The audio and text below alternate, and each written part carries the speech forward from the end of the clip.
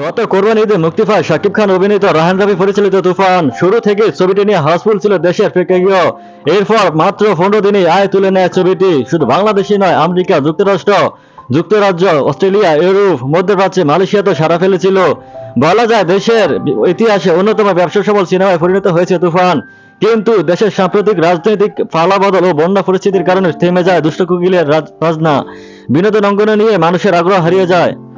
একসাথে বন্ধ হয়ে যায় প্রেক্ষাগৃহ। প্রায় 1.5 মাস পর আবার সচল হয় প্রেক্ষাগৃহ। এরপর গত শুক্রবার থেকে ফের প্রেক্ষাগৃহে আসে তুফান।